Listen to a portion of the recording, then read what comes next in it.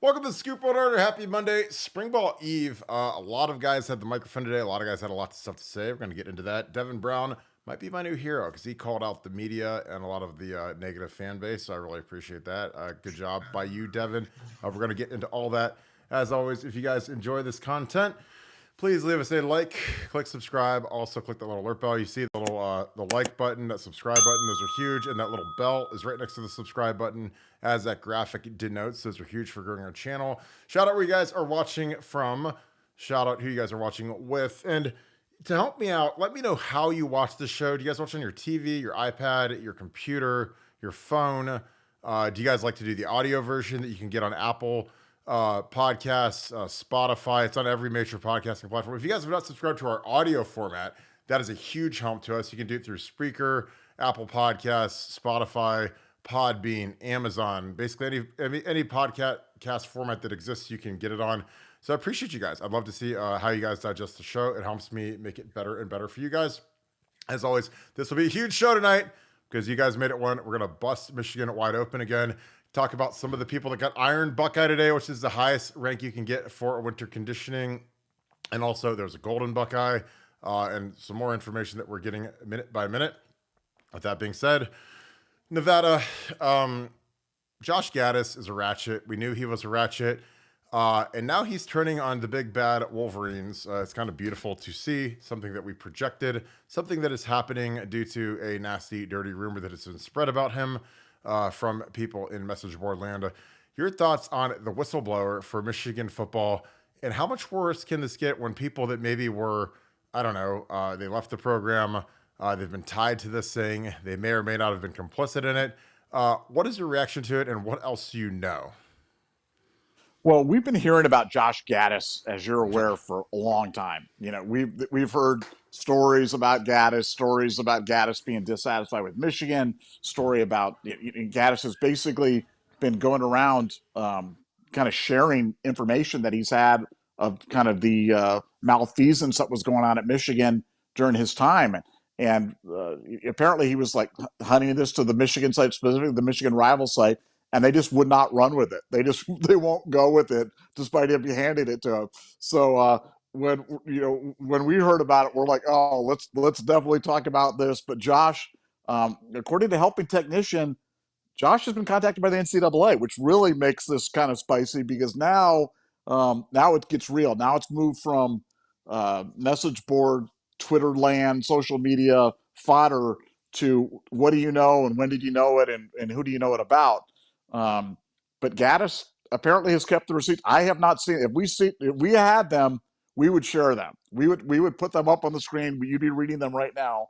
We don't have them, but what we've heard is that he has proof of the big thing is really the on-campus visits during COVID, and that was something that Jim Harbaugh lied to the NCAA about repeatedly, with the resulting being a level 1 infraction. Now, ironically, Michigan is in the middle of the response period to that initial level 1 infraction on Harbaugh lying to the NCAA. This is the famous "it's only about a cheeseburger," where the NCAA kind of came out with the unprecedented. I've never seen it before in the history of the NCAA, in my history of my time doing this, where the NCAA came out, talked about an ongoing investigation, said, no, it's not just about a cheeseburger.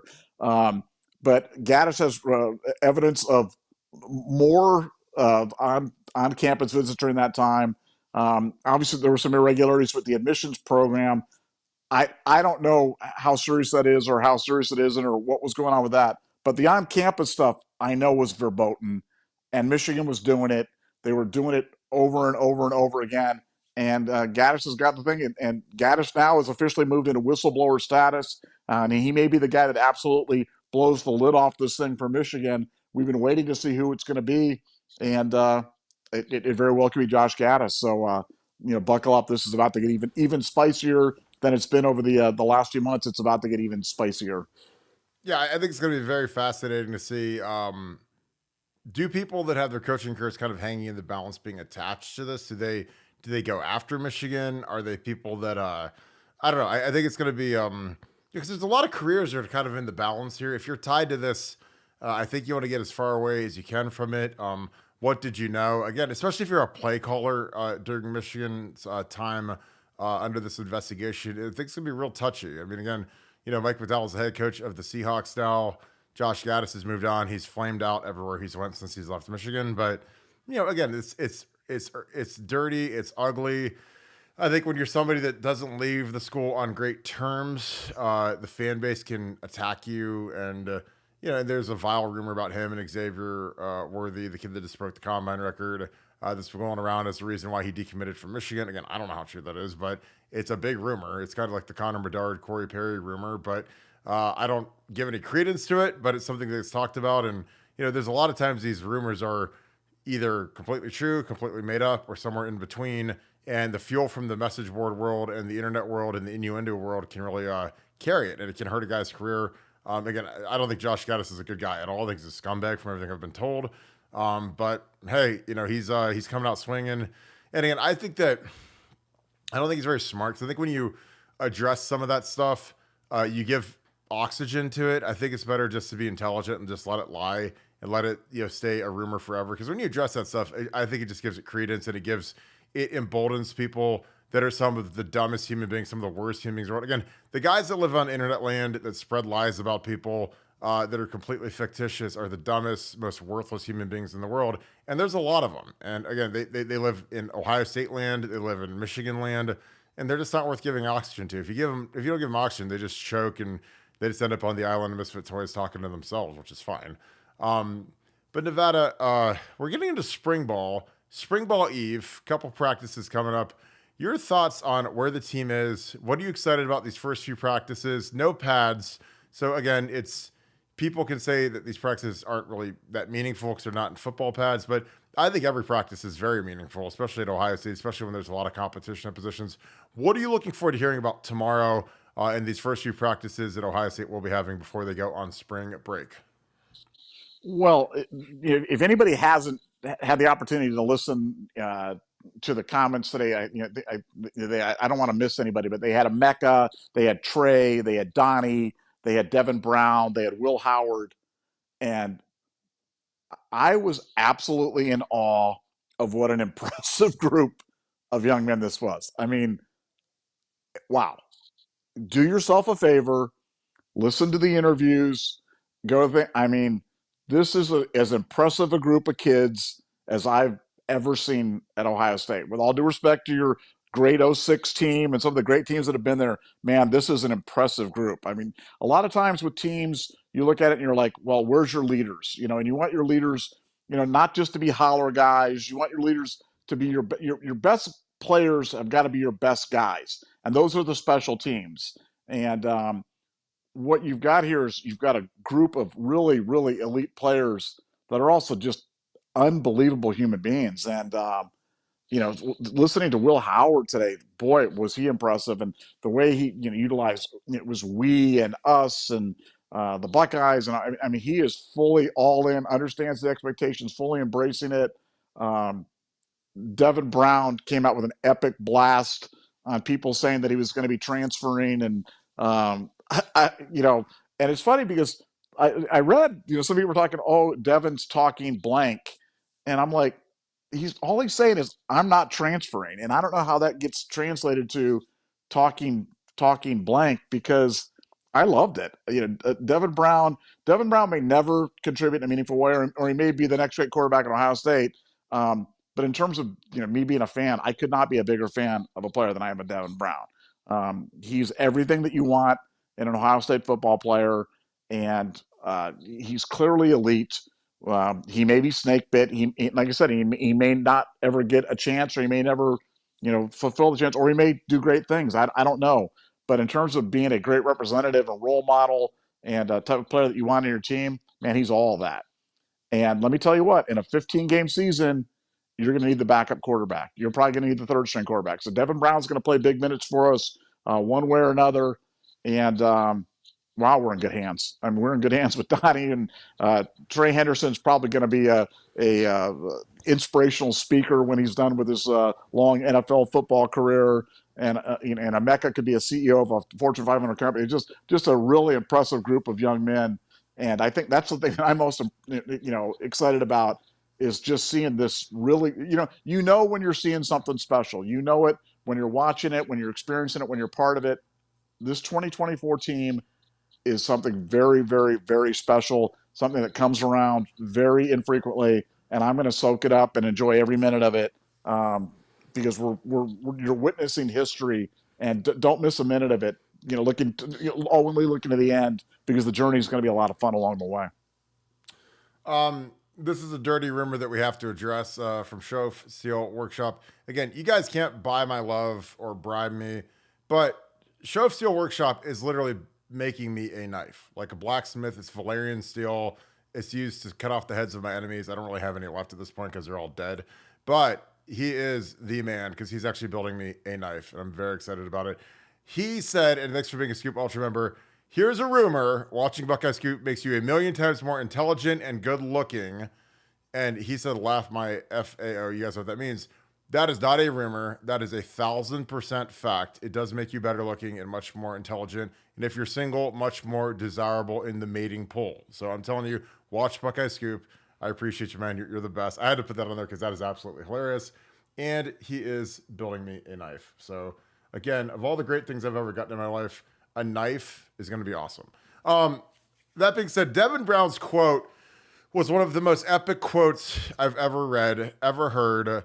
It's something that every single player and every single coach would love to say. They have a training group that comes in. They're like media coaches that teach you how to speak to the media, how to deflect questions. If they ask you something that you're unsure of, please deflect it to Ryan Day or your position coach or to God or whoever. And I used to hate that because it was so boring, because it already sucks being a member of the media that goes to these stupid interviews, because you get the most bland, boring answers, because that's what they tell these kids to do. They say, look, have no personality. Everything's about us and the team, and everybody's great, and everybody worked hard all off season. Nobody sucks. We're all going to be great. Everything's wonderful. And I used to hate that, which is why I got banned from the media for a year when I was a player, because I said that Troy Smith should play along with Justin Zwick. I didn't say that he should start. I said they should both play, kind of have it out. And then Troy ends up winning the Heisman. So I got banned for saying Troy Smith should play because, again, like usual, I was right. And Steve Staff banned me for a year, which sucked for the media because their job going to those media outings, they already suck because these players and coaches are taught not to say anything. So to have to go there and say just like this pablum, vanilla, boring trash, like I'd rather, go sleep under an underpass than do that for my entire life. But again, some of those guys do it, which is fine. But Devin Brown came out with he had the AR-15 out, locked and loaded, ready to go. And the quote was, for people that say he's going to transfer from Ohio State, Devin Brown, quote, honestly, I think people are cowards. I think people have thought in their own heads that I'm going to leave and I'm a quitter, but that's never been me. These people live wherever in their mom's basement saying stuff about me, and they don't know shoot. But you guys know what he said. I'm not going to swear. Excuse my language. And they don't know anything. They don't know who I am. They don't know who I've been. And that's always who I've been. End quote. So Devin Brown officially has a branch on my Buckeye tree for the rest of his life. I'm going to go out there and carve a giant 33 on the side of my tree, because that was awesome. And again, that's what all these guys think, because we live in this stupid, idiotic media age where people chastise these kids and crucify these kids and push these kids out the door. And I hope he has a great career. Again, I fully expect Will Howard will likely be the starter. Again, Ryan Day didn't go out and handpick him for no reason. But I hope Devin competes, and I hope if Devin beats him out, God bless him. That'd be the greatest thing of all time, because I'm rooting so hard for Devin Brown to have a huge role this year. I can't even see straight. And then, after this year, he's only redshirt sophomore this year. He's got a couple of years left to play. So, I mean, say he backs up Will Howard for a year, he'll be a redshirt junior and a redshirt senior next year, and he could be a 2-year starter for Ohio State. Again, I don't know. I mean, I'm sure Julian Sand will push him. It'll be very interesting. Lincoln Keenholz, however it all shakes out. But I'm a huge Devin Brown fan. We were big fans of him during camp. Heard great things about him in camp and bowl practice. Obviously, he's been snake bit by injuries. Obviously, the Cotton Bowl was just a disaster scenario. We got hurt early in the game. But what an amazing quote. That kid's been raised well. He's not scared of anything. I don't think it's just bluster. Because some of these guys are fake tough guys and they're fake loud guys. Guys that they burn the boats and whatever. But I love that quote so much because it's so accurate, it's so true, and that's something that the media people just beat the kids to death so they don't say anything that's truthful or accurate like that is. But God bless him for saying that. And I can't wait to see him in the spring game. I'll be cheering as loud as humanly possible when I'm there at the game. I can't wait for it. Nevada, what was your reaction to that quote? Because I love it just because again, they leave these kids for dead on the side of the road, and then they end up having these massive comebacks. Again, it's a lot like Joe Burrow. And again, I'm not comparing him to Joe Burrow's ability, but like Joe Burrow was kind of left for dead after he transferred and left the program and whatever. And Dwayne Haskins has this wonderful arm, and he won the Michigan game in the fourth quarter or the third quarter when JT Barrett got hurt, second quarter, whatever that was in that game. They brought in Haskins. He kind of let him down and ripped some throws against Michigan. So Joe Burrow was kind of left like for dead on the side of the road. What was your reaction to Devin Brown's quote? Well, I just think, one of our core values on this show is to try to make you guys better fans, more educated fans, more intelligent fans, less reactionary fans. And that's why when all heck was breaking loose after the Cotton Bowl, and we were kind of, preaching, hey, look, we don't think all is lost. There is a silver lining. We all are, we're all in with Ryan Day. We really think 2024 is going to be great. We saw the things that were coming. And, we always say, look, you can be critical of these guys, but you have to remember, these are people. These are not Madden, pieces or just guys that you just kind of put in there and they're like robots and they just go out there and they do whatever. These are guys with feelings. They read stuff, they hear stuff, they go out there and do it. And I know they make money, and I know that they, have aspirations of being, fully professionalized, and they're not only professionalized, but I mean, come on, like let's give them a little bit of a break when they're out there. So I thought it was great. I thought Devin was Devin is just he's a different kind of kid, and he's kind of a throwback in a lot of ways. And you saw that when he came out, he's wearing 33, and they're like, "Why are you wearing 33?" Oh, Sammy Ball. Like nobody even knows who Sammy Ball is, and he's out there wearing the number. So no, yeah, I'm definitely a fan for life. I thought he definitely was lobbing that directly at some of the media guys sitting in the room, which I thought was beautiful. But Devin, like I'm a fan. I'm certainly gonna be rooting for you as I root for all the Buckeyes, but I'm gonna be rooting extra hard for you. So I hope you get it done. I'm excited for him. Again, spring practice is going to be fantastic. I think this kid's got a bright future. Really excited about it again. And some of the other guys, Trey Henderson is going to be a captain. I think it's going to be interesting because I feel like of the mix of kids that were out there, the kids that are law captains are going to be Trey, Emeka. There's a really good shot for Donnie Jackson. I mean, this might be a year where they have 6 to 8 captains because defensively, I could see Jack for sure. Maybe Cody Simon, maybe Denzel in the back end or Lathan. And then up front, you probably got to give it to Donnie just because he's a senior. He came back. He's really a good dude. He's been, a good player. I feel like some of his clout has come because he was a 5-star. I think he could have played even better last year. He's got first round ability. He's got to scrape that out of the cavern and really dominate and finish guys. I mean, he finished that Michigan game. He got tripped at the end of the game basically ending pressure that led to a bad ball that was thrown. But Donnie should be a dominator. Like I'm not kidding. Trey Henderson, Emeka, they seem like locks. It'll be interesting to see if a quarterback, if Will Howard gets it, because he's only been here for a year, but he's got a lot of the caveats that you need to be a great captain, a great leader. And I tell people all the time, like, look, I was a captain, I was an All-American, All Big Ten. Like, being a captain is a gift and a curse because you become the captain, and all of a sudden you're the guy. You can't have a bad day in terms of, everyone's going to have like a play or two that aren't great, but you have to be ultra consistent. You have to be the example. You have to be grading out high. Because I tell guys, I'm like, look, it's easy to like play great if you're not a captain because nobody's looking at you. But when you're a captain, everyone's looking at you. It's like you can't be out there stinking it up. Like you can't lead a team if you're out there sucking. And that was something I was like, well, I got to come out here and ball out and make sure I'm as on point as possible because this is kind of what it takes to be a good leader. Because I've seen guys get voted captain and they suck, and like I don't want to listen to them like try to get me motivated. If you're injured or you suck, like I don't want to hear what you have to say. You got to be out there playing and gutting through it and going. Unless you pull an ACL or something that's a season ender. But if it's anything close, you got to strap it up and go. Nevada, I think with what's going on in the season, and we got a couple super chats. We're gonna start getting into these, but I'm just so excited about the competition because I think we're so deep, and we're gonna see a lot of young guys get after it this spring. But we'll get into these super chats. Boogie Bucknuck, thank you for being an ultra member. Thank you for the 10. Gattis goes from speed and space to snitching to avoid a case.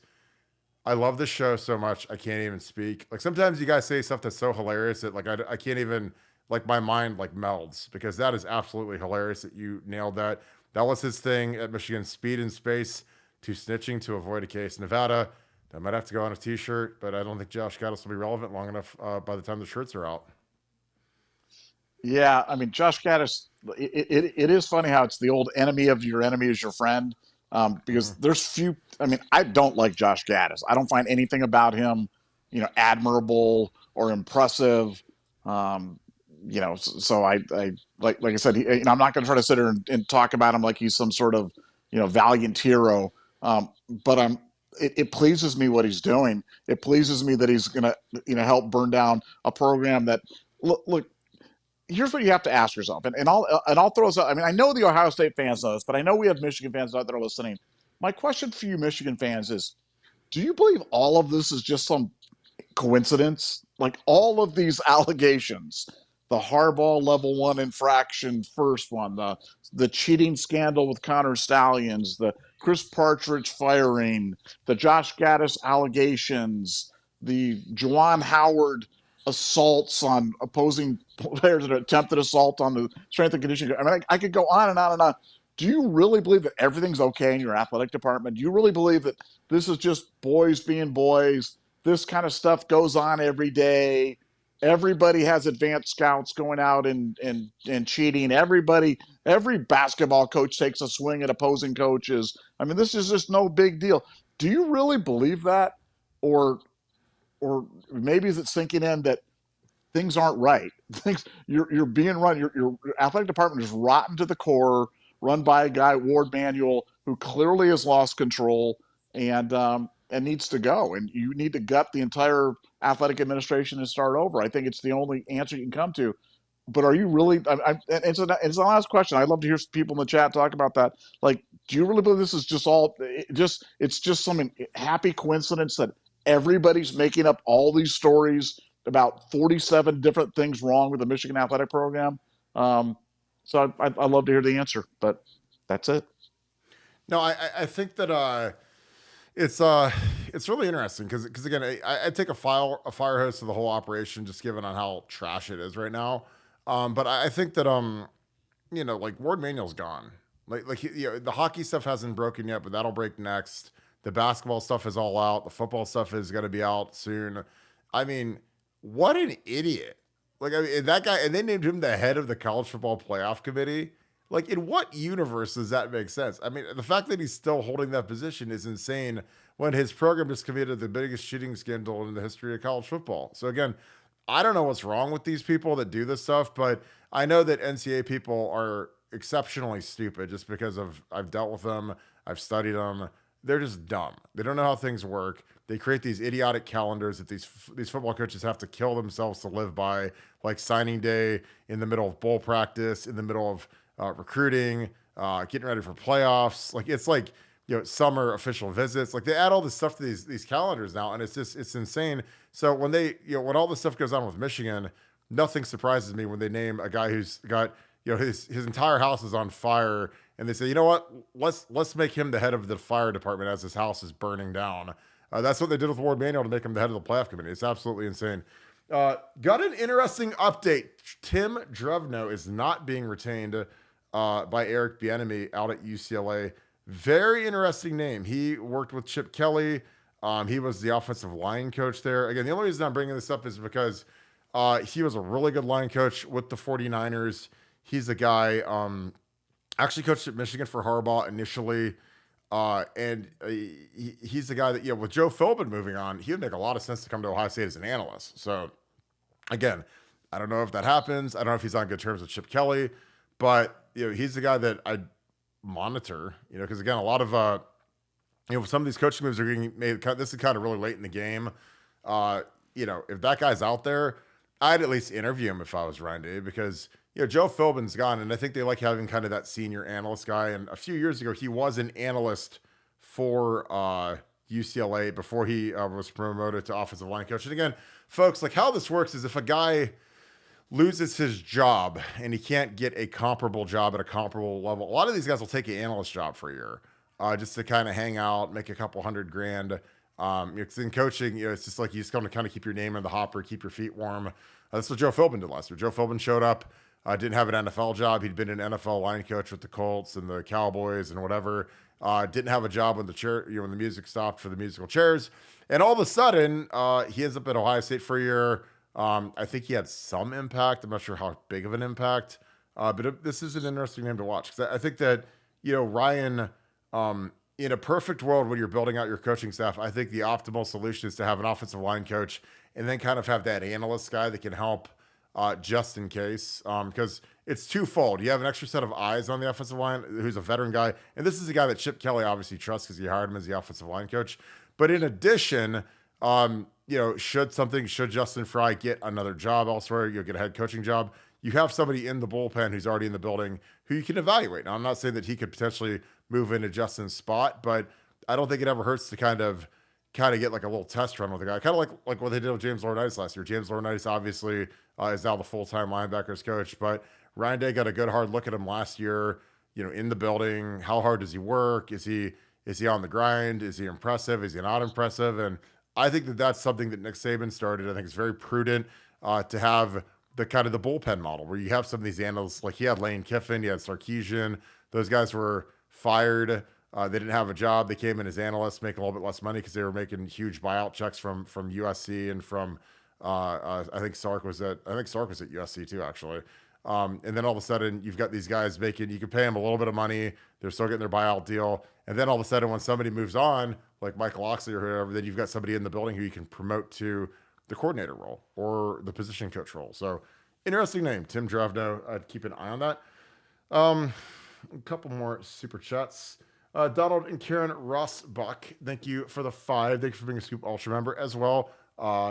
Do we have any info on Douglas Utu, offensive tackle from Bishop Gorman? I believe you probably put this on the board. I saw that today. I heard he visited OSU, Nevada, I think I have not heard anything on him. I will watch his film tonight and get a look at him. Big kid. I think he's 6'5", like 301 is what you had him listed at.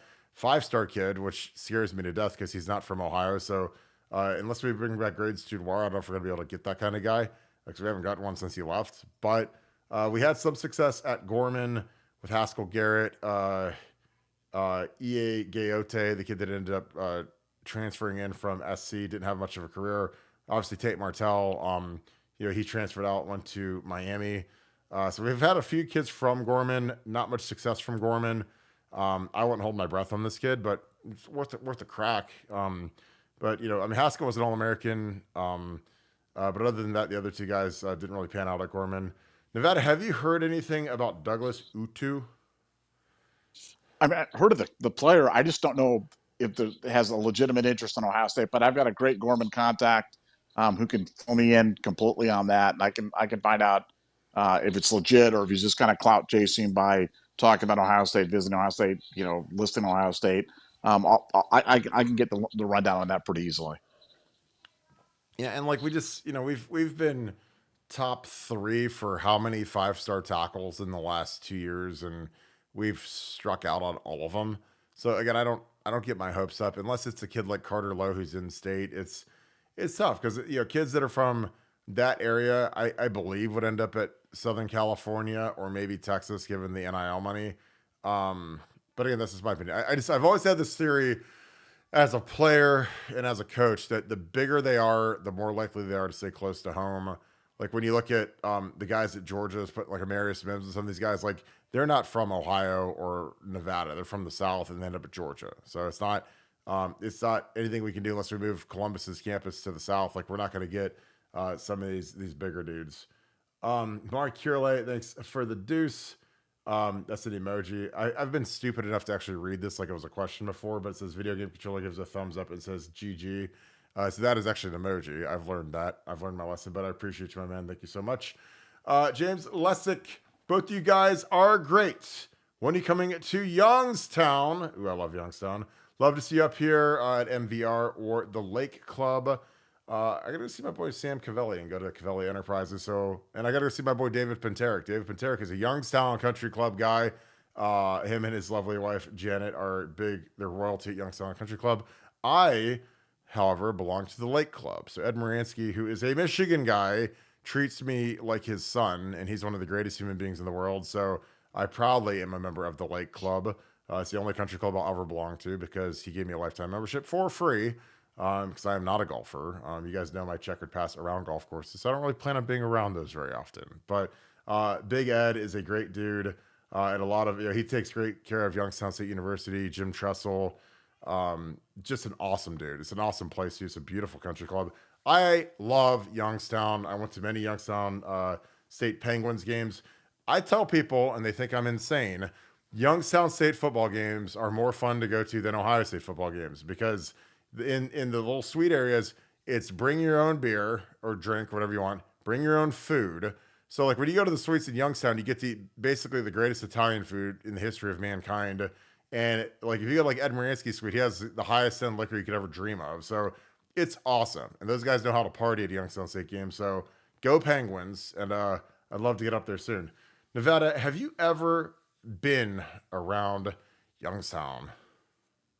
Well, you have to remember, I used to live in Pittsburgh, man. So it's like, of course I've been in Youngstown, but I've never eaten in Youngstown. And like I said, I've heard about all this great Italian food, but we need to go to Youngstown and experience at least one great Italian dinner in Youngstown. So we got to pick out the place. We're going to take some suggestions, have Penterick go there and check it out, do a little advanced scouting, and then we'll descend upon Youngstown for some great Italian food. But yeah, no, dude, I lived in the Berg for 4 years, so Youngstown was like going to Coney Island for me when you live in Pittsburgh. So no, I love Youngstown.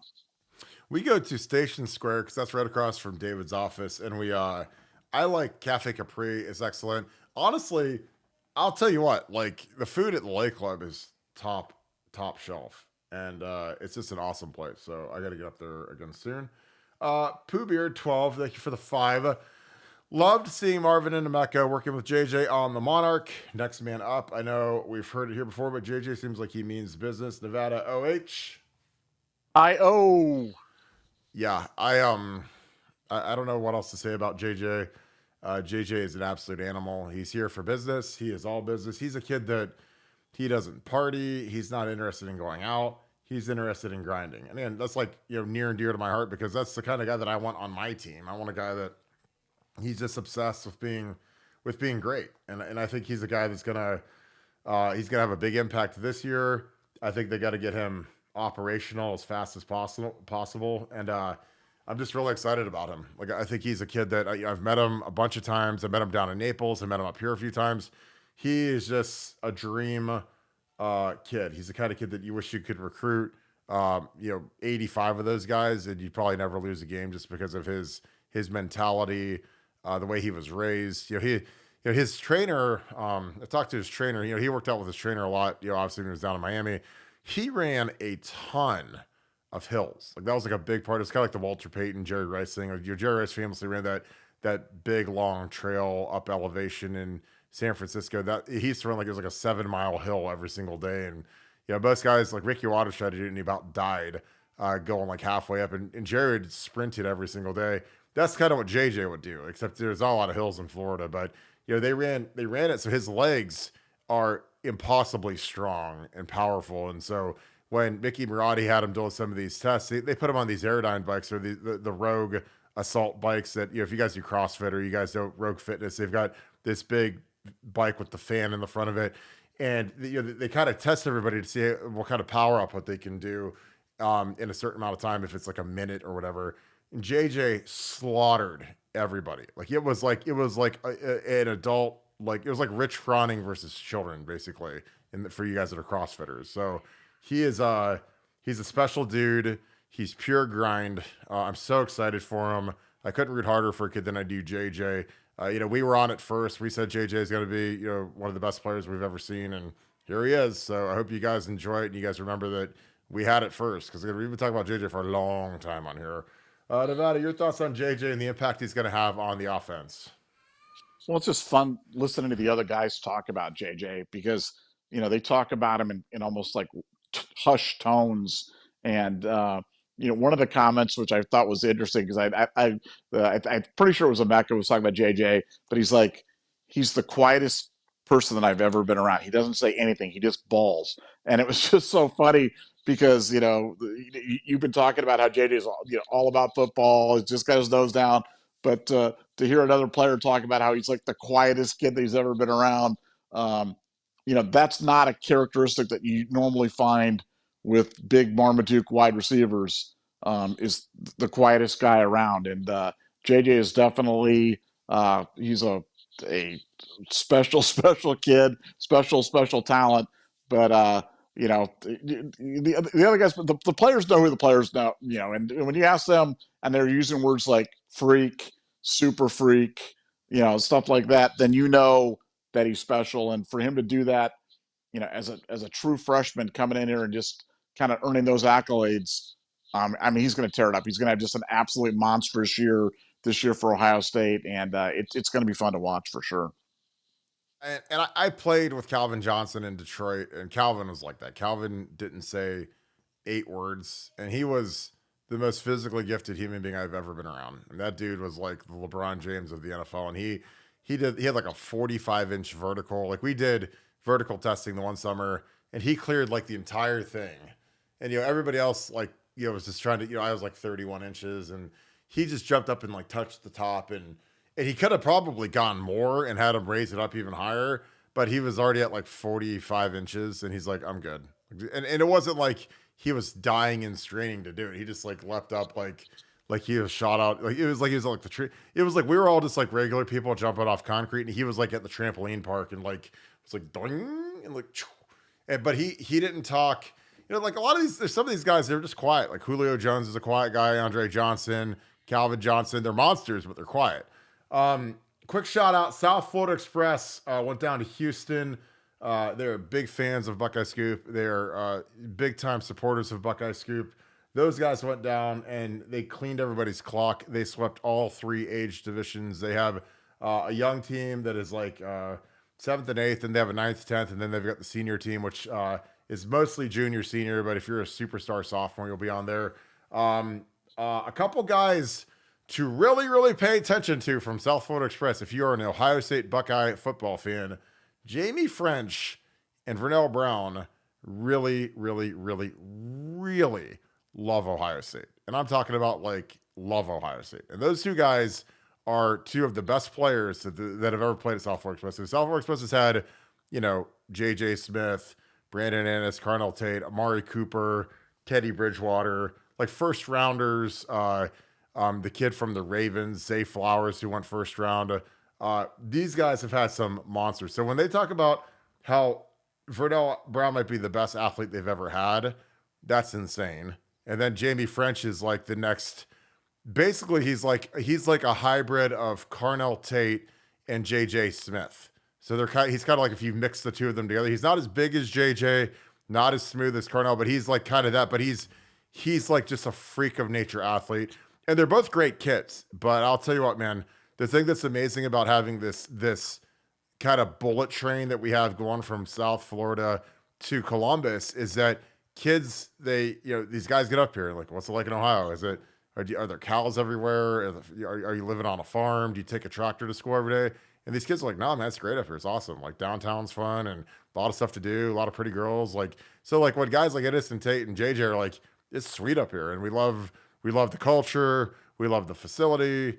Mickey Marotti's the man. Brian Hartline's awesome. Ryan Day's offense is amazing. Like it just all kind of feeds down into Miami. And these kids talk like, hey, because not everybody that goes to college has a great experience. There's a lot of these kids that get there and they graduate early and they're like, this place sucks. The coaches suck. They're a-holes.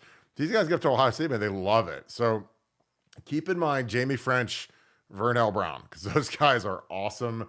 I was watching Vernell's film from this tournament, and he's the guy that could be, if not the best player in the country. I mean, he's close. I mean, he is a monster athlete. And I'm telling you, they're probably the top 2 receivers in the country, and there's a real good chance that they're going to be wearing scarlet and gray. So remember where you heard that from.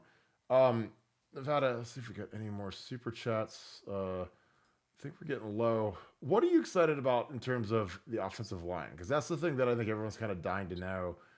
So there's going to be a little bit of rotation, but I also think we're going to have a. I think Josh Simmons could have a year where he potentially have a decision to make where he could potentially leave early, because that's how good of a testing phase he had with Mickey. Josh Fryer was the Iron Buckeye, which is a very, very prestigious award. He was the highest rated guy during winter conditioning for the offensive line. I think we're going to have a really good offensive line. I know people are stupid and they don't understand that these guys can get better year over year. Because again, like people that are dumb, that have never played football, they've never coached football, they just write about football because they're just journalists that have never like worn a jockstrap or been in a locker room before. You don't understand, like these kids can get way better by just being in the program. Like Josh Simmons, he wasn't even here at this time last year. He wasn't even here for spring ball. So he was late learning the playbook, didn't really know the plays real well last year. He's become dedicated because, again, when these guys get closer to it being money time, aka NFL time, these guys lock in a little bit harder. And Josh Simmons is a kid who has massive upside. He's a guy that I think could be, a top 3 round draft pick. And again, you guys can think I don't know what I'm talking about, but I do. But what are your thoughts on the line? Because I think this line is going to be really, really good if we find the right guy at right tackle. And I think we've got some really good candidates. Well, we've got some great candidates, but I'm going to let you. I know that you had this at the beginning, at the top of the show. Obviously, you talked about Josh as the Iron Buckeye, but we also had a couple of Gold Buckeyes, I believe. And I'm going to let you give the strength and conditioning report from winter for the offensive line, because there's a couple other familiar names on there as well for guys that are certainly going to be worth watching come spring ball.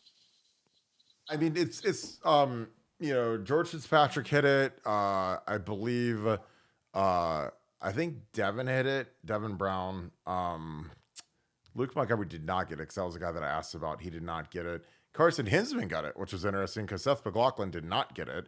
And there's the difference between Iron Buckeye. Iron Buckeye means you don't miss a single workout. You don't get a single loaf. Like getting Iron Buckeye is like exceptionally difficult because not only do you have to, getting to every workout's fine, but you can't ever have a single loaf. I mean, it's really, really tough to get. And some of these guys that should have been or were close to Iron Buckeye, there was a really bad sickness that went through the team. Bronchitis, it wiped out a lot of guys. And guys were like, when you're in these competitions, man, guys are scratching at the bit to try to get, they don't want to, you don't want to lose Iron Buckeye. Like getting Iron Buckeye is a really prestigious thing to get. So guys were sick and like vomiting on themselves, like in the squat racks and stuff because they didn't want to lose Iron Buckeye. And then they got sent home and they lost Iron Buckeye. And there were a lot of guys that did that, which makes me feel good because it means that like these kids really care and they don't want to, because again, there's plenty of guys on the team, guys I played with, guys that I coach, that are always looking for a way out. They're looking for a way out of the workouts. They're looking for a way out of practice. They're trying to take it easy.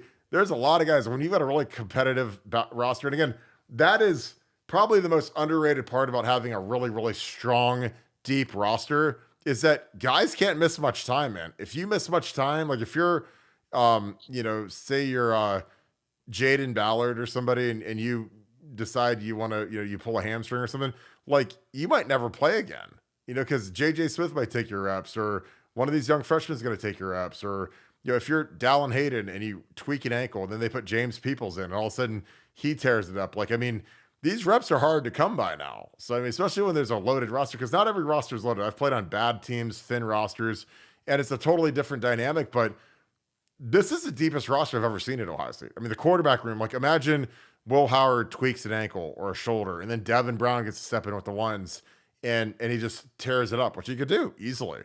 Like, or vice versa, Devin gets hurt and then Lincoln steps up or whatever. Like, you don't want to miss time on this roster because there's too much competition at a lot of spots.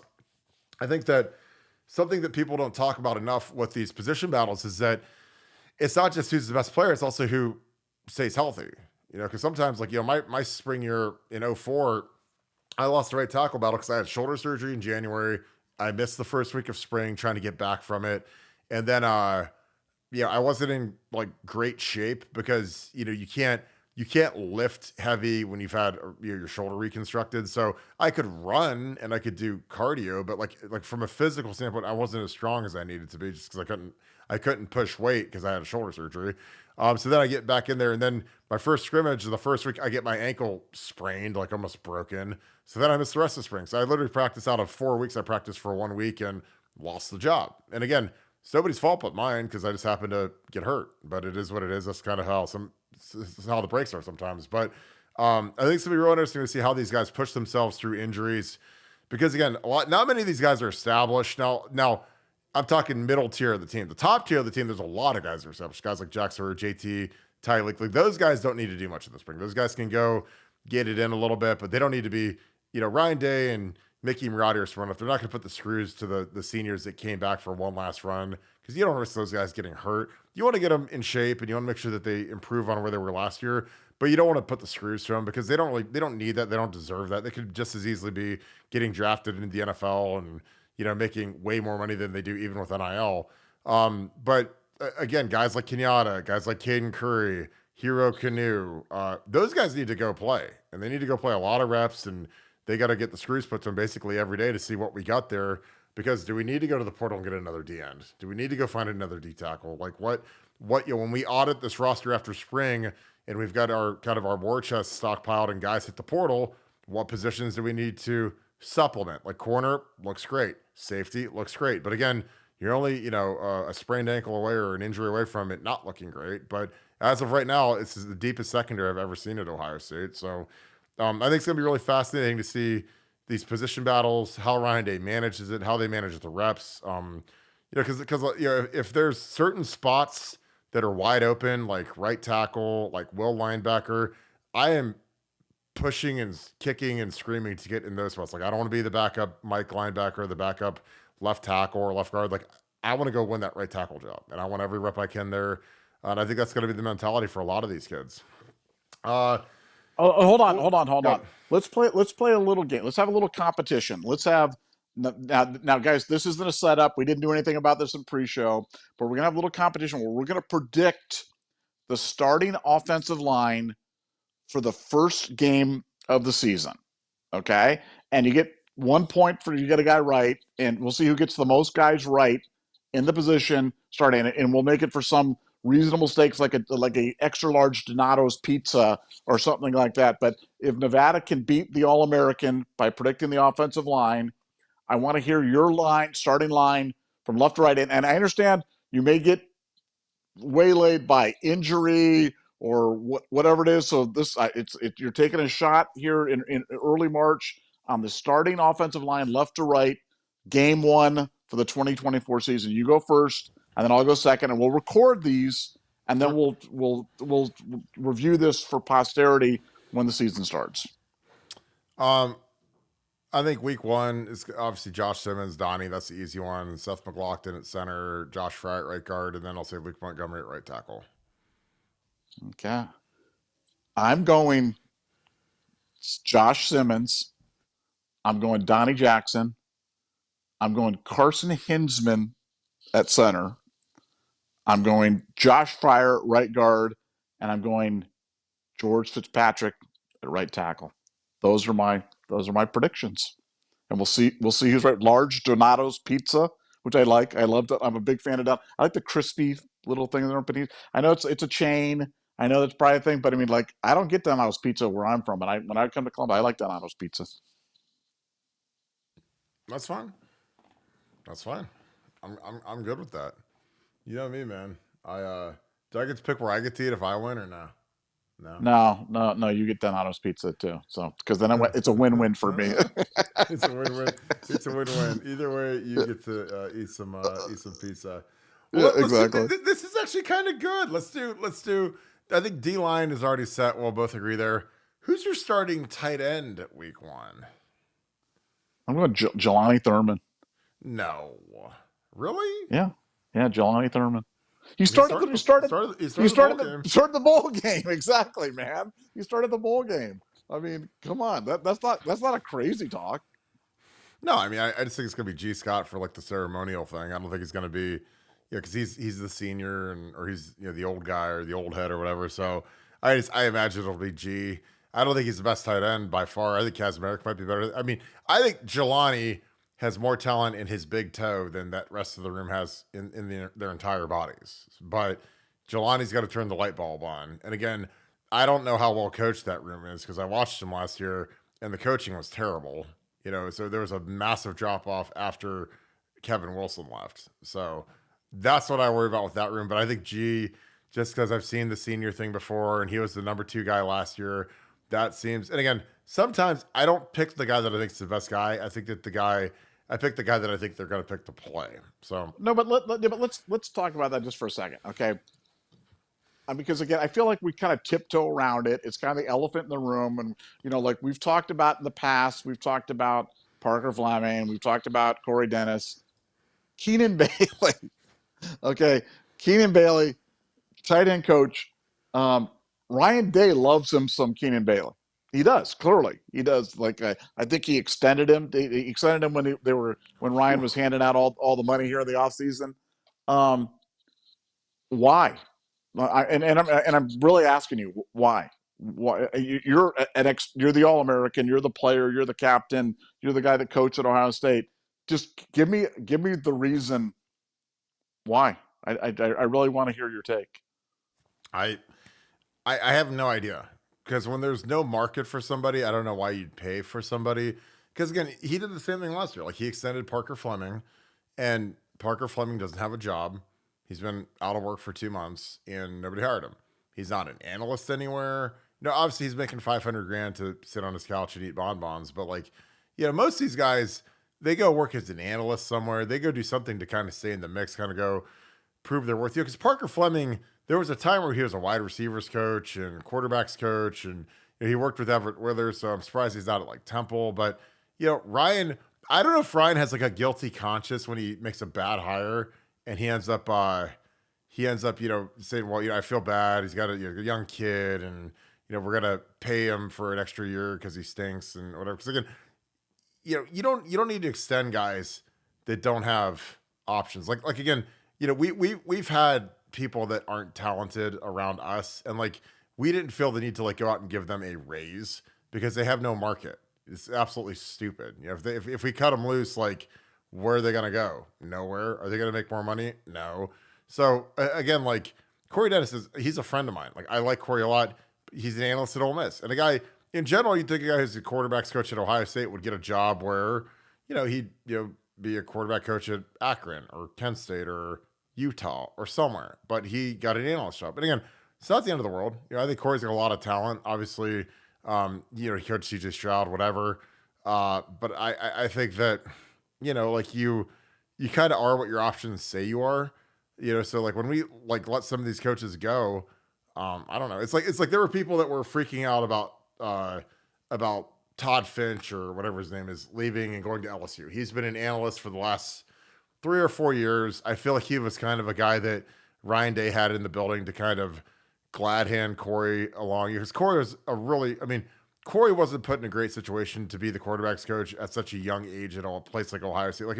You really got to go learn how to coach somewhere where you don't have the eye of Sauron on you. Because when you're the quarterback coach at Ohio State, it's tough. Now, granted, did exceptional work, but he got no credit for it because Ryan Day was the quarterback's coach. And then, Finch was kind of the number 2 quarterback coach. So, Cory was the quarterback's coach, but, how much did he, is he really the quarterback's coach when you have Ryan and a guy that was a coordinator in the SEC as your analyst sitting in the same room? You had 3 coaches sitting in the quarterback room during a meeting that has 5 players in it. So it's the player to coach ratio is insane. But I don't know. I just think that we hand out these extensions, and we'll see. And maybe I'm wrong. Maybe these guys will ball out. But our tight end blocking was atrocious last year, and I love Cade Stover. I think he's great, but he wasn't as good as he was the year before. Proved me wrong. So again, I think Cade Stover's got a bright NFL future. I was the first guy that thought I thought Cade Stover was better than the kid from Long Island. He's with the Jets now. I thought he was better. That he was more physical.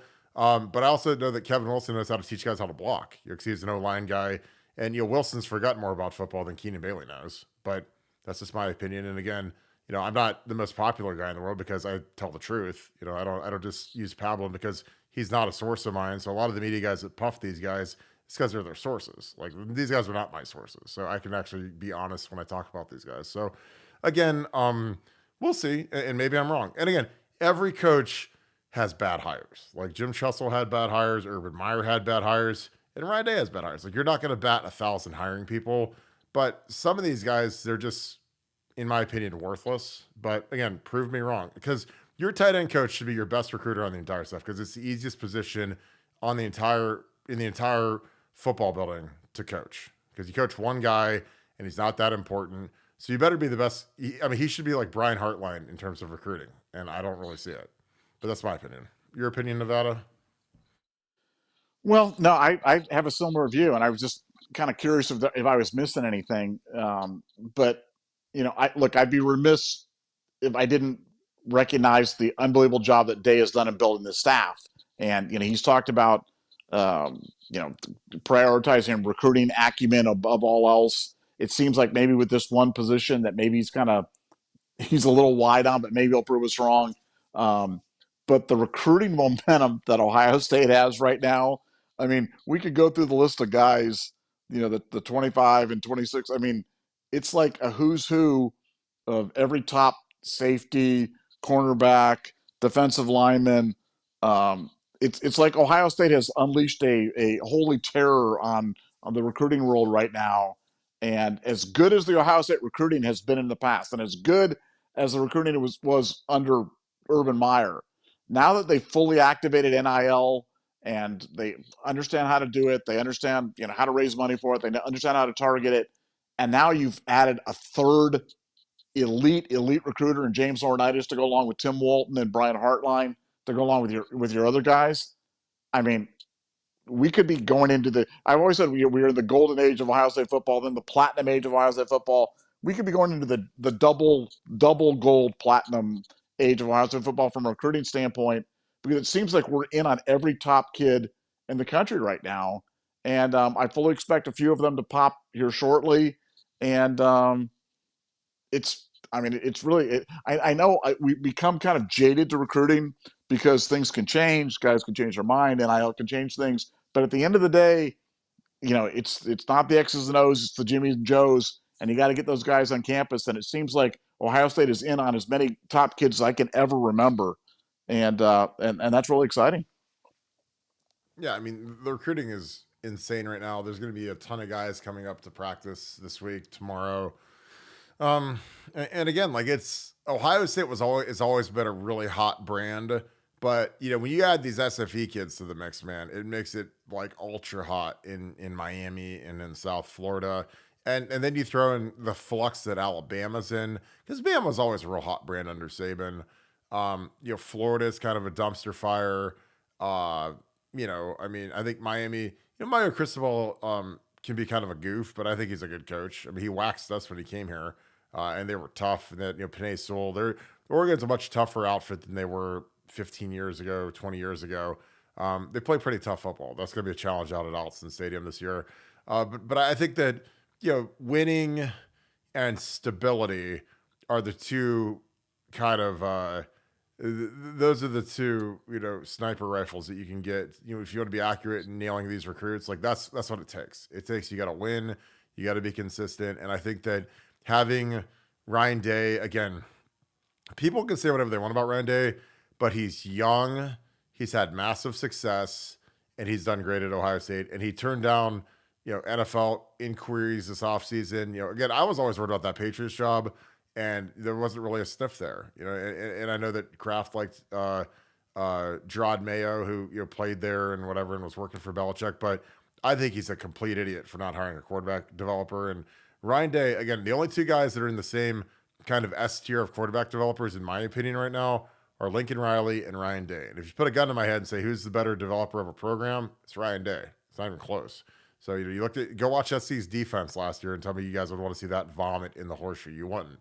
Ryan's done, he's had some whiffs, like with Kerry Combs as a coordinator, but now he's had a grand slam home run with Jim Knowles, who's got that team playing hard. They play fast. They're disciplined. And if those kids don't want to screw around, then guess what? They get to stand next to all the signalers and the analysts and watch the game. Because again, ask, Josh Proctor 2 years ago, ask Malik Hartford last year. You don't want to play hard. You don't do your own thing. You can watch the game. I mean, Malik started the game, and I think by the third play, he was out for the rest of the game. So it'll be interesting to see what these guys do. And again, that's what's exciting, because I think that the overall maturity of this team, the leadership of this team, I think is as good as we've had in the Ryan Day's era, just due to the seniors. They're not just great players; they're great people. They're very vocal. They want to get that pair of gold pants. Again, we used to take gold pants kind of for granted, kind of in the later part of the Tressel era, the Urban Meyer era. Not for granted, because we saw dogfights with Michigan, especially like in 16 and 18, or in 16 and in 13. But after we kind of turned the tides in the early 2000s with Jim Tressel, like there was a point where they went to the Rich Rod era and the Brady Hoke era, where it was kind of just like a foregone conclusion we were going to get gold pants. But these guys haven't gotten gold pants. These guys haven't even gotten a ring. So it used to be like a thing where we get the Big Ten rings and the gold pants every single year, and these guys haven't gotten anything. So now it's time for these guys to go turn up and go get their rings this year, and I think they're going to be a very motivated bunch. We have a super chat. Dev, what is up, brother? Appreciate you, my friend. Thank you for the 50. Ohio 7715, Devin, the Wrench brother. I got your hat, bro. I sent you a video of our friend Bex rocking our hat. What's up, fellas? Wanted to remind everyone how bad Michigan is going to suck this year. They're really going to suck. Shout out to the Scoop and the Wrench family. Wrench family. Ooh, that sounds like that needs to go on a t-shirt. Can y'all run down the rest of your projected starters? Both sides, no, or must pick one per position. Nevada, OH. IO. Yeah, we can do that. Why not? Nevada quarterback, I'm going to just say Will Howard to start. Again, I love Devin Brown. I would love for Devin Brown to be the starter, but, Ryan Day, again, it's not what I want. It's not who I think's best. It's who do I think Ryan Day is going to fill out the lineup card with. Like, that's what we're doing right here, correct? Correct. Yeah, so, I mean, I'm going to say Will Howard just because he went out and handpicked him. And, Devin, who I love, is a third-year guy. Will Howard is on year 5, so I think that experience gives him the edge. But, again, he's going to go out and win it. And Devin Brown, again, the thing that Devin Brown has going for him is he's been in the offense for multiple years. Obviously, Chip Kelly's coming in, but it's not going to be – there's going to be some variances of verbiage, but it's not going to be a totally different offense compared to what Ryan has done, because he's not going to allow that to happen. But what is your opinion? Are you with me on Will Howard, or do you go a different way? No, I'm going with Will Howard. Brought in just do it, paying him a lot of money. So, yeah, he gets the first snap. All right, so tailback, obviously Trey Henderson, easy one. Senior, leader, captain, Doak Walker favorite in my opinion. Backed up by Quinshon Judkins, Dallin Hayden, James Peoples. That's the best four stack of running backs I think we've ever had at Ohio State. What is your opinion on that? Yeah, no, it's funny how with a couple of moves that we all thought that Trey was leaving. I would have bet money and been wrong that Trey was leaving early on, and then we kind of changed. We said, "Hey, look, we're hearing he's staying." It seemed unbelievable, but it happened. And getting Quinshon came out of nowhere. A shocking turn of events. The last thing you expect is with Trey staying that you also get Quinshon Judkins. So the room was looking like it might just be James Peoples and Dallin Hayden, and now you add those two. So it's amazing how with a couple of things you go from team weakness to maybe best room ever, and that's really saying something. Yeah. Tight end, G. Scott for me. You gonna go Jelani? We already did this. We did the offensive line. The only difference was center. I went Seth McLaughlin. You went Carson Hinsman. Right tackle, I went Luke Montgomery. You went George Fitzpatrick. I think those could both be oars. I could easily see. Carson started 12 games here, and he played better than Seth McLaughlin did against Alabama. So I think Carson is someone that a lot of people are writing off that are dumb. And I think Carson's going to have a monstrous spring. Because, again, he's not just going to give that thing up, And George Fitzpatrick is a guy, he made a gold Buckeye or whatever, big, monstrous kid. He's bigger than Luke is, but Luke's more athletic than he is. So it's going to be real interesting to see kind of, how does it shake down? Because it's all going to come down to who can pass block the best. Can Luke hang in there? He's heavier now. But pass blocking, as much of it is physical, is also a huge a huge deal mental. Because again, you go out there against Jack Sawyer, man, you could look terrible.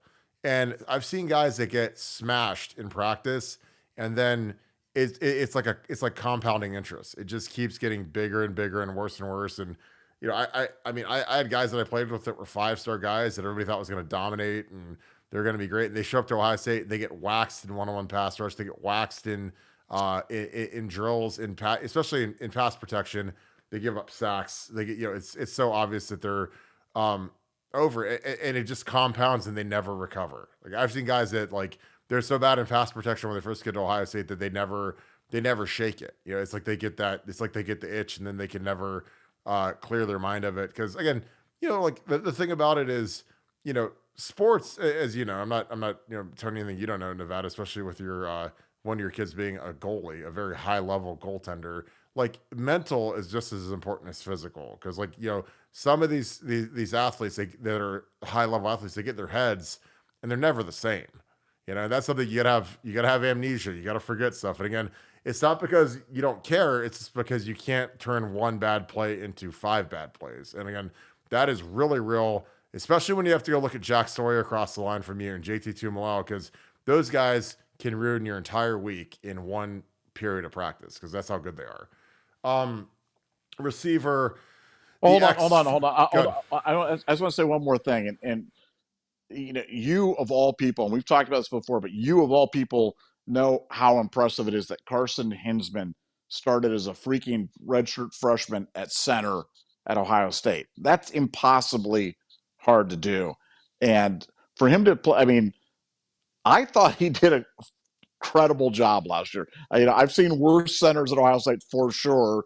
And the idea that he's going to get better, it's a virtual certainty that he's going to be bigger, faster, stronger, more intelligent, more on it this year. So I think, again, I think Carson's got a bright future at Ohio State, and I expect great things out of him because, again, starting at center at Ohio State is difficult. Starting as a redshirt freshman at Ohio State doesn't happen super often, and I think he's a great kid and could be a great player here at Ohio State. Well, yeah, and the hard part is when you're out there playing that young at a physical position like offensive line, you're going to get embarrassed a little bit. You're going against guys that are 4 years older than you, guys that are, or Michigan, you're going against guys that are 5 years. If you're a redshirt freshman and there's a guy who's 23, 24 with that 6 year of eligibility and you're 19, that's a huge difference, a monstrous difference. And again, but people again that are stupid and are on Twitter and people that like to harass these kids and get after these kids, I'm like, you guys don't realize how hard that is. Like playing offensive line when you're that young, because I did it, and I look at my film from my redshirt freshman year, and I hung in there. I didn't give up a sack my redshirt freshman year, but it wasn't pretty. It was gritty and it was toughness and it was a lot of athleticism and it wasn't a lot of technique. I was just kind of flying by the seat of my pants, basically playing right tackle. But yeah, I didn't give up a sack. I kept guys clean, but it wasn't always pretty. But as the years went on, my technique was much better. I was way stronger. I played with a lot more power. I was moving guys in double teams because I was just much more efficient mechanically. And that's something that you learn. And I tell these young guys, I'm like, look, here's the deal. You were just kind of trying to survive that first year. Now you can actually, you get your routine, you get your mentality, you know how to study film, it's never old hat playing college football or playing in the horseshoe or playing on these tough road games, but you get more comfortable when you've done it a bunch. By the time I was a senior, you still get anxiety, you still get some stress and whatever, especially when you're playing a team like Michigan, because you never want to lose to those guys, but you're a lot more prepared than the first time you ever do it. And you're just like, oh my God, in 04, I was like, oh my God, I can't believe I'm starting the Michigan game. Oh my God, they're 10-point favorites. Oh my God, we're not going to lose to Michigan today. And then we had to beat them 37-21. I was like, this is great. Let's go to Texas Roadhouse and eat a steak and have some Crown Royal. It's going to be awesome tonight. I'm going to do a couple more super chats and then we'll do the defense. Receivers, I'm going to go Emeka. I'm going to go Carnell. I'm going to go Brandon Ennis. I think that's the easiest way to do it. In my wildest dreams, I'd put JJ at the X, but I think that the guys that are a little bit older are probably going to get the first reps. But your thoughts on that, Nevada? Yeah, I'm going with JJ and Emeka, and Carnell Tate. Those will be my first three out there on the field in some configuration or another. But I think JJ's just I think he's just special, man. I think JJ's different level, and I think not that they don't already recognize it, but I think they're gonna have a really hard time keeping him off the field. Yeah, I think that's probably correct, just given the fact that Emeka and Brandon are both playing the slot. Like so that's where those guys are repping right now. So, in my reality, I'm playing. There's no way I'm playing Jaden Ballard or any of these other guys over JJ Smith. Like it's just a total waste of time at this point. So I think you're right.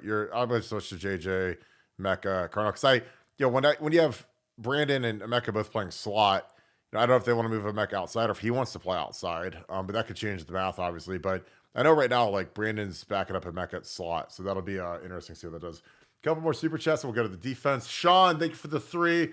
Shout out to my late father, George McMahon, Army guy. God rest his soul. Appreciate you giving us that note. Do a little dedication for him, so thank you so much for that. Nevada, your thoughts? Again, big military people here on the Scoop, so we appreciate him. I'm sure he was a great man, and thank you very much for bringing this to our attention. Your thoughts, Nevada? Yeah, well, God bless your dad, and I'm so glad you were able to say his name and have him here on the show, kind of with us here tonight. All your pay it forward stuff, all your Scoop Ultra memberships, all the net proceeds from our merchandise drop, all go to pay it forward. So yeah, we're big military supporters here, and yeah, God bless your dad, and God bless everybody for their service. Appreciate that. Matthew Shelton, thank you for the 5. No, I'm 4 days late. I usually listen the next day. And if you guys listen on the audio format, and even if you guys don't, if you guys could subscribe to us on Apple Podcasts and Spotify or whatever format you listen to audio versions of the podcast, that'd be huge. We'd really appreciate that. I usually listen the next day, but my instant reaction when you asked was Connor Sound should be played by Dylan Mulvaney. She is, I think, transgender. She's like a TikTok person. That is kind of hilarious, and it does kind of look like Connor. So you guys could Google that. I'm not putting her on the screen because it is what it is. Stephen Wood. Wait a sec. You're not putting him on the screen. Just say it. No, come on, Kirk. You can say it. Like, you can say it. Probably a Michigan fan. I don't care. I'm on to the next. But that is a good call because it does kind of look like him, she, whatever. Stephen Wood. He does look like him. Yes, he does. Mrs. Doubtfire. Stephen Wood, thank you for the 5. How much do you think Chip will affect Keenan Bailey and the tight ends? Well, he's going to have to. I think that the thing that changes now is that you have Chip in the room, and these guys all got to audition for Chip a little bit now. You got a new sheriff in town, and it's not just the Ryan Day show and Cory Dennis. And Cory's a good guy, but he didn't have any yank in that room. He doesn't have Chip has all the yank, and Cory didn't have any yank. So it's like a totally different dynamic now that there's a real offensive coordinator in the book. It's like Brian Hartline wasn't the coordinator. If you're not calling the plays, you're not the coordinator. It's just a title, so they give you a little bit more money and give you a little bit more prestige. And that's not denigrating Brian. It's just the fact. If you're not calling the plays, you're just basically a glorified, passing game coordinator or whatever. But, they wanted to give him that bump just so that they could give him some more money because he's been recruiting so well. He's developing great receivers and the like. I don't know. Nevada, does Chip know any mixed martial arts or self-defense classes, or I don't know? How could Chip Kelly help Keenan Bailey? Well, the biggest thing is just that Chip is not going to put up with tight ends not blocking. I'm just telling you. Chip believes that blocking starts from the outside in, and that the wide receiver's got to block, the tight end's got to block, and that's the only way that you get explosive runs. So playtime is over for the tight ends and wide receivers from a run blocking perspective. I'm just telling you. And Chip doesn't play. And Chip is completely unafraid. Chip is not, he's not trying to curry favor with Ryan Day, or he's not going to dance around or try to do any of that other stuff. He's just going to come out and say what it is. And when guys get it done, he'll recognize it. And when guys don't get it done, he's going to call them out. So the best thing he's going to do with the tight ends, he's going to hold them accountable. And I think it's going to make a huge difference.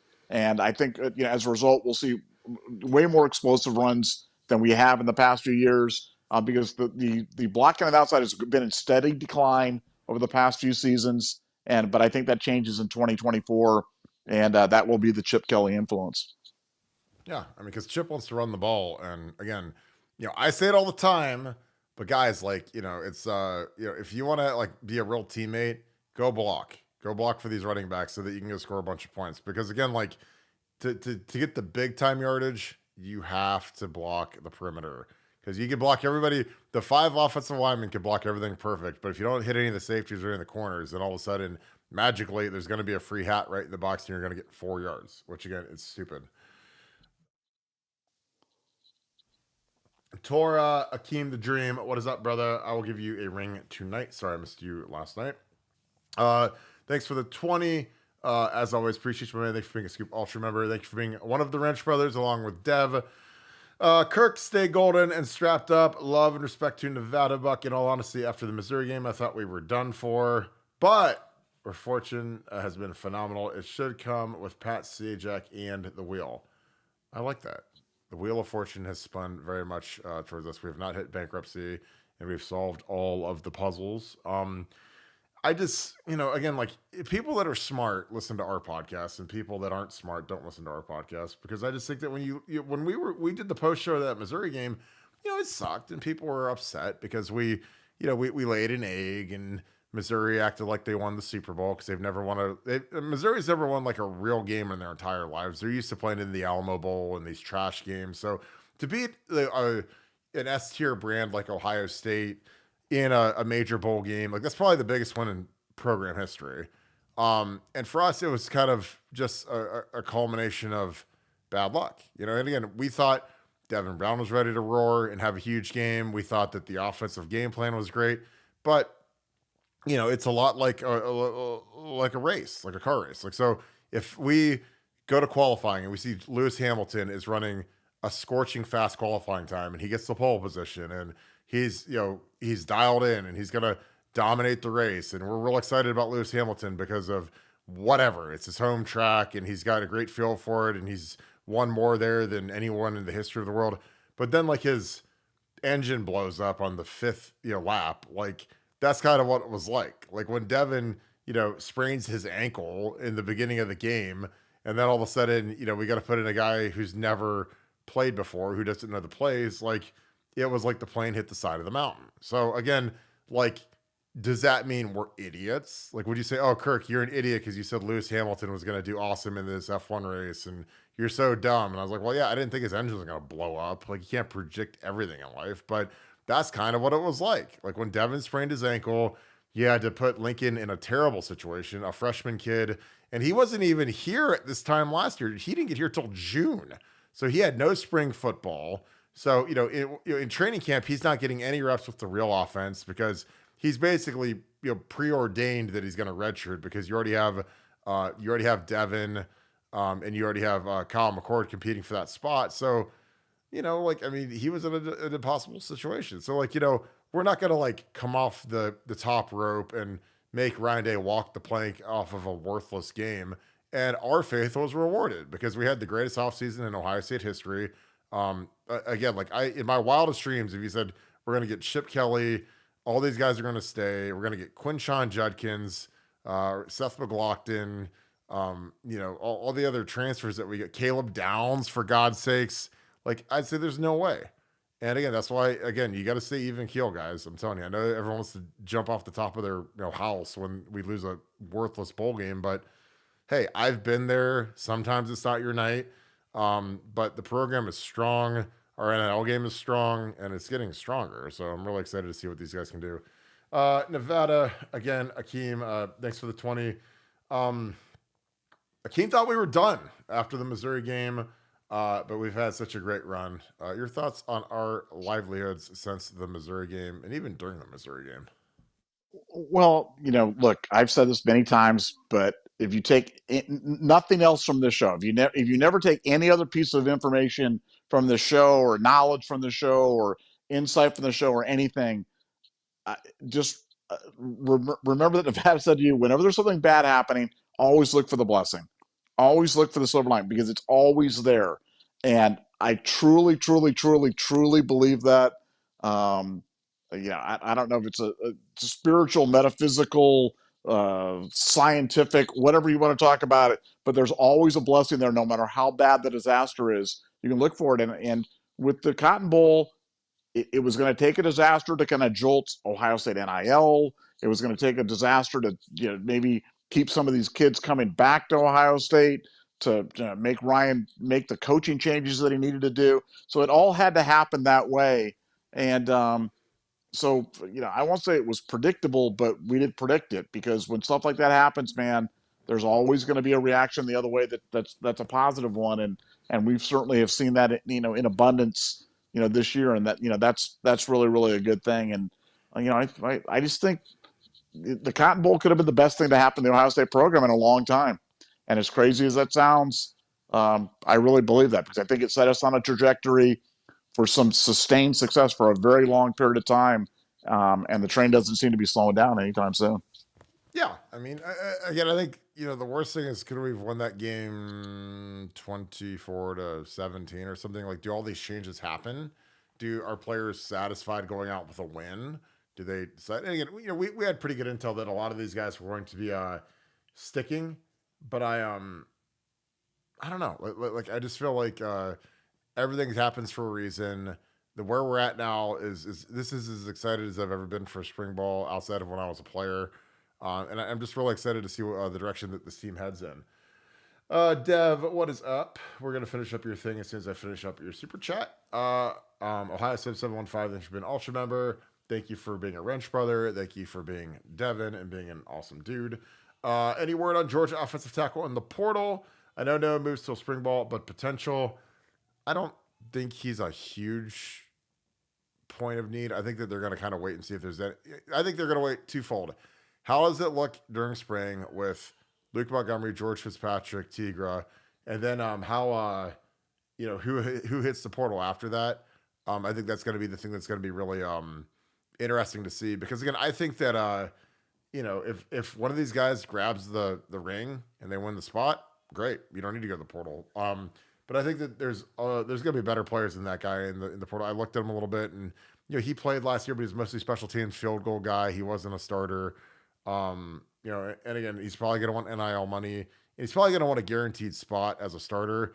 And I just don't think he's good enough to lock him in ink over Luke Montgomery and George Fitzpatrick and Tigra, just because I think that those guys are, if you bring that kid in, you probably lose a couple guys in the portal. I'm just saying that's how it's going to go. That's kind of, so if you're bringing a guy in at right tackle, he better be like the kid from like Ozzy Trapillo from Boston College, because that kid's like a top 3-round pick, all preseason, all ACC, 6'8" right tackle.